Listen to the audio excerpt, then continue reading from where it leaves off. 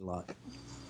I came across an interesting text. You know how you read in the Parshiot and just something sort of stands out and you go, wait, hold on, what does this mean? And I would like to go to it and we're going to read it. And it says, let me find the verse reference for you.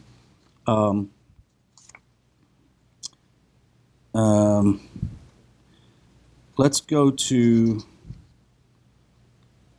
Numbers 20 and verse 1. I believe that's what it is.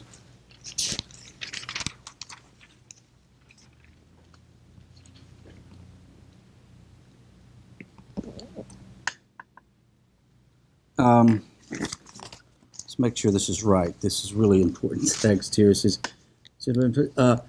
the children of Israel and the whole assembly arrived in the wilderness of Zin in the first month, and the people settled in Kadesh.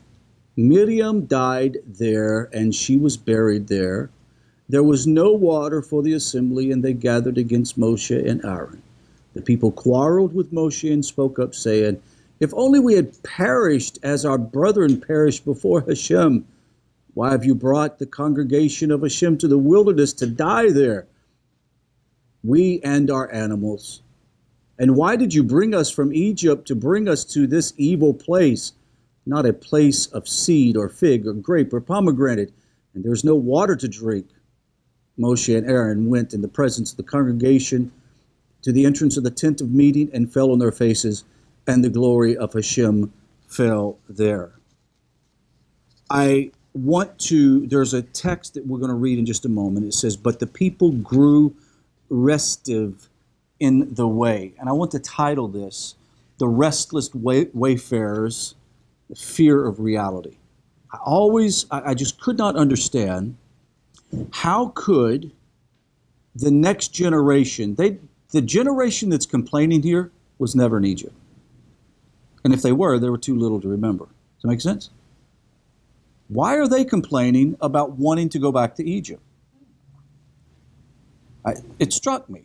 This is the 39th year. Correct. Right. This is the heck, they're the new guys getting ready to inherit the land, and they're complaining. Why are they complaining? This is a question. Why are they complaining? What's bringing this on? Why are they so restless? The term here for restive means to be sort of anxious and restless.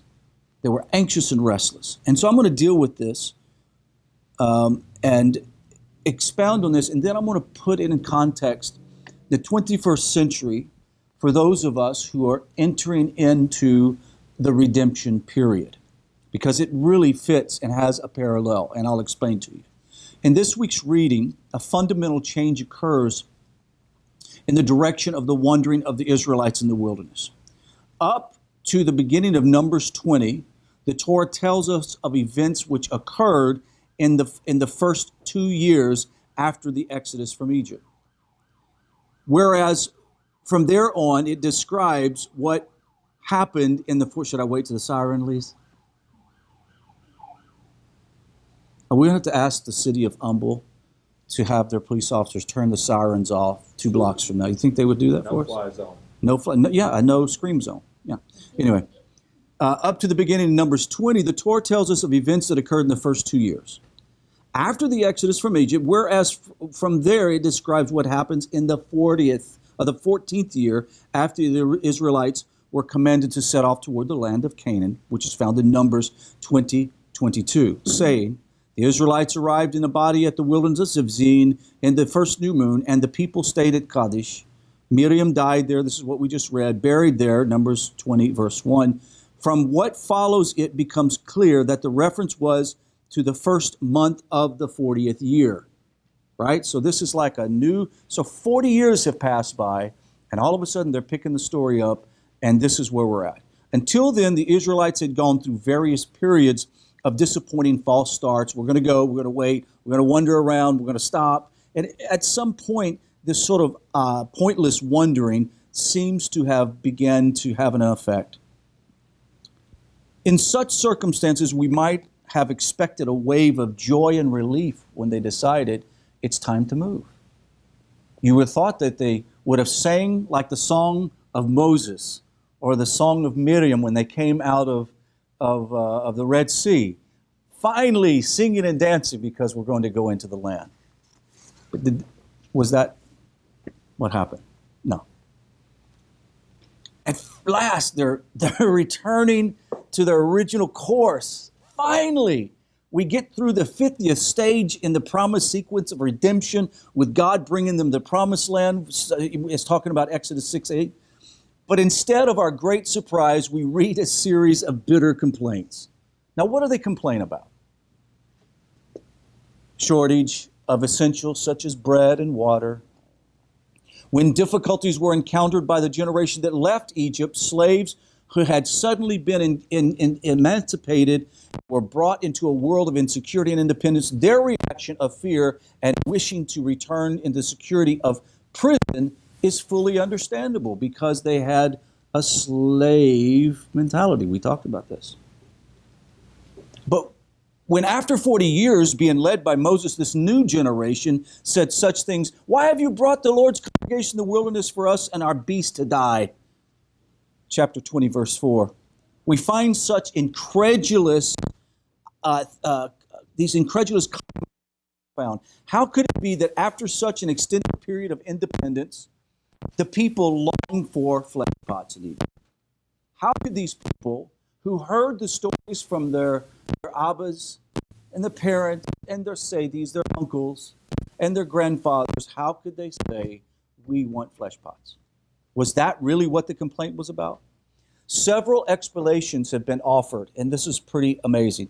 The sages of blessed memory perceived a connection between the people's complaint and the death of their leaders, Miriam and Aaron.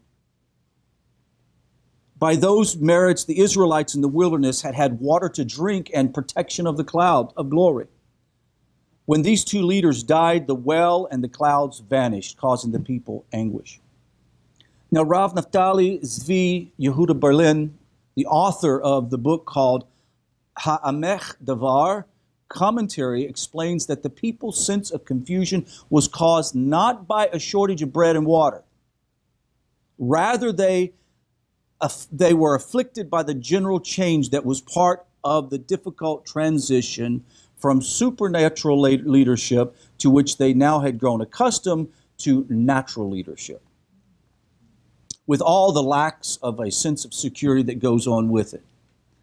NETIV writes on Numbers 20, verse 1, here's the quote, ever since new leadership arose over the Israelites, not like that which had been had in the past years, the miracles had characterized from their leadership ceased. Now they were about to enter the land of Israel and to behave according to the laws of nature under divine providence. The game was changing, and it was going to change quick.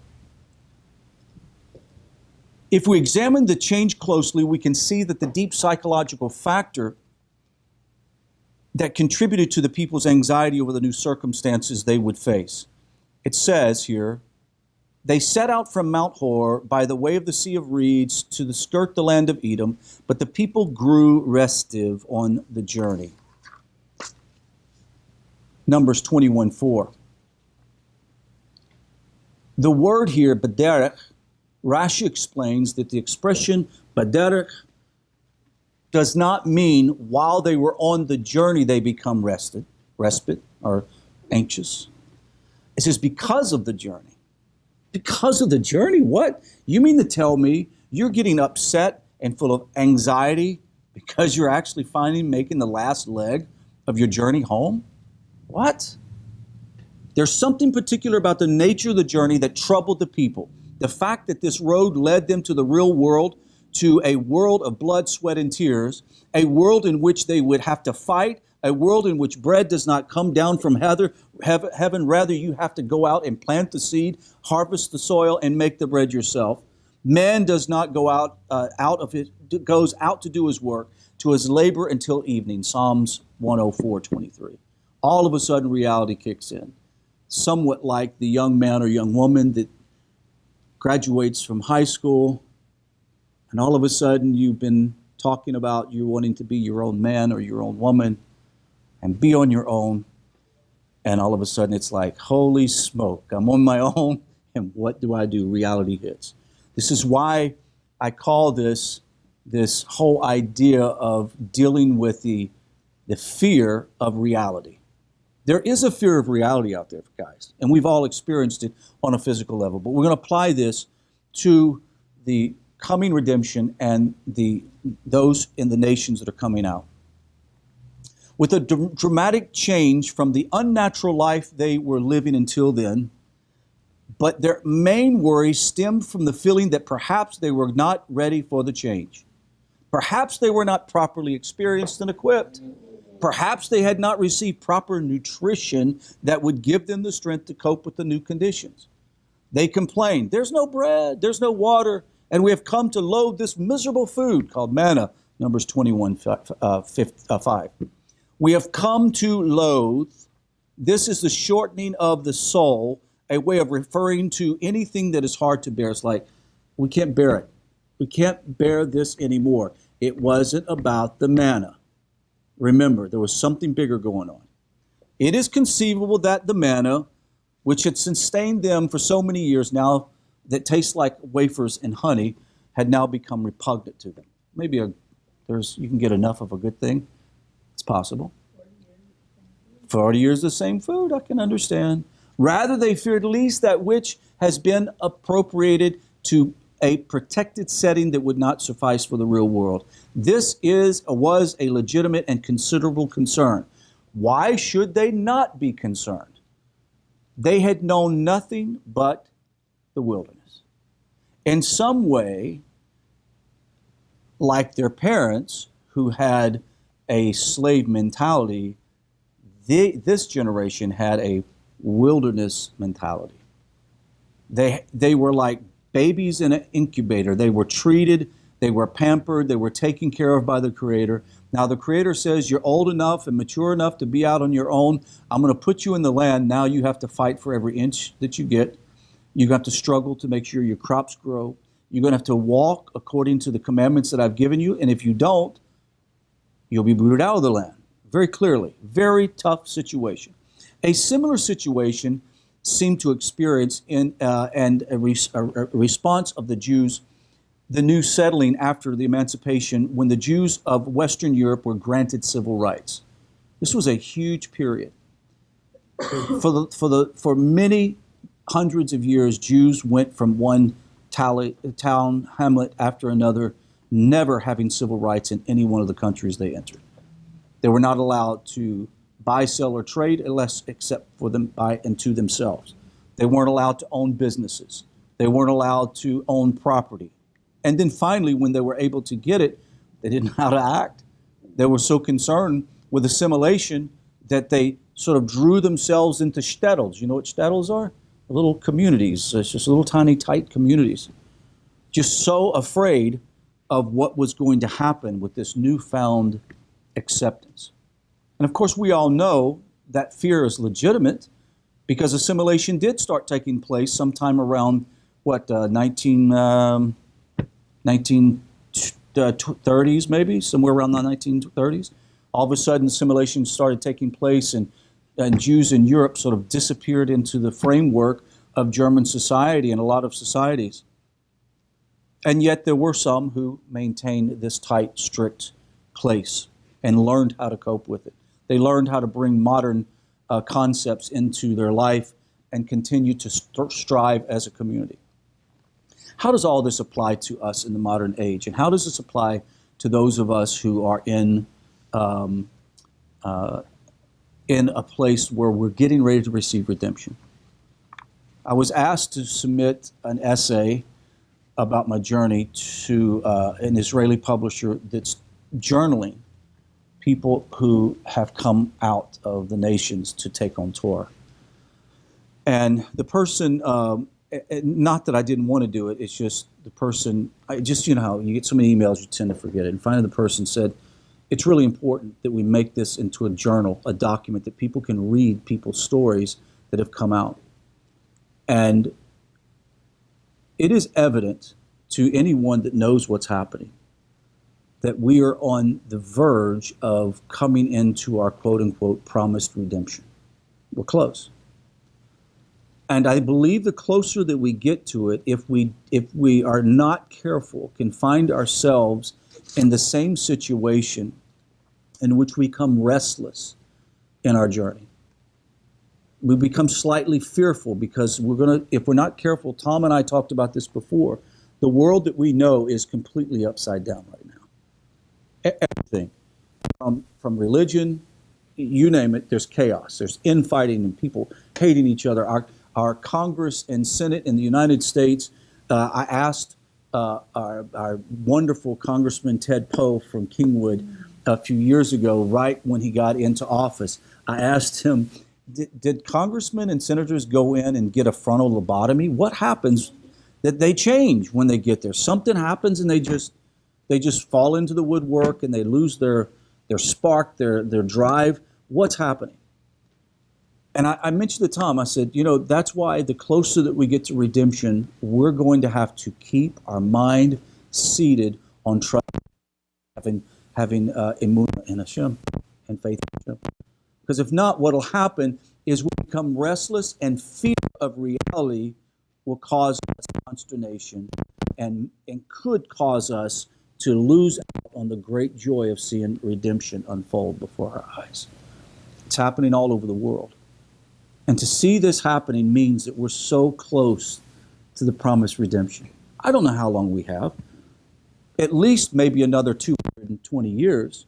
But this thing is moving at exponential rate now. And it's very important, especially I want to mention this to those who are listening on the outside, that you are coming out on your own. You're alone. You're by yourself. You feel like that you're in a wilderness. And you see redemption coming, and all of a sudden you're getting worried like, where do I need to be? I need to fix something. I need to go here. I need to do this. I need to become part of this. I need to become part of that. You need to settle down. Don't become anxious. Love Hashem. Serve Hashem with your whole heart. And be satisfied with where Hashem has you at this moment. When it's time for you to move to the next place of your journey, He's going to provide you the ability to do it. And a prime example is my brother sitting here on my right-hand side.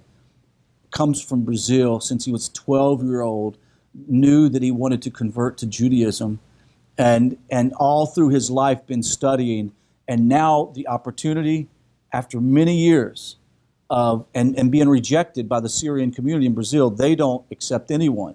Finally, after getting a scholarship to the University of Houston, realized that he's just a couple of miles away from the NETIV that he's been watching on the internet for the past, couple of years.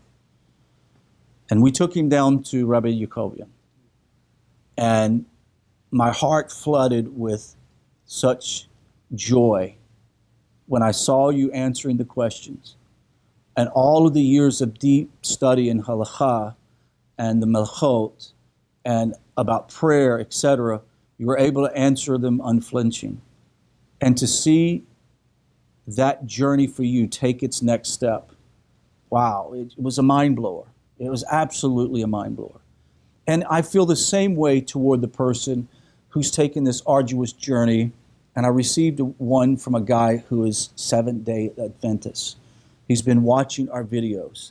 And he said, my life has completely turned around. He said, thank God that this information is available. I had no idea that I could find out what the truth was. And it's so easy for people. It would have been so easy for you to get discouraged and go, forget it. Right? I mean, because how many times have you thought, I'm this close to conversion and not close enough? So close, but yet so far away. And at the same time, there are people who are B'nai Noach and righteous among the nation. They don't know a single soul around them that's like them. And my encouragement to you is if you can't make it to a community like NETIV, move to Humble and make your own community. Make it happen. You shape your reality by your thoughts and your deeds.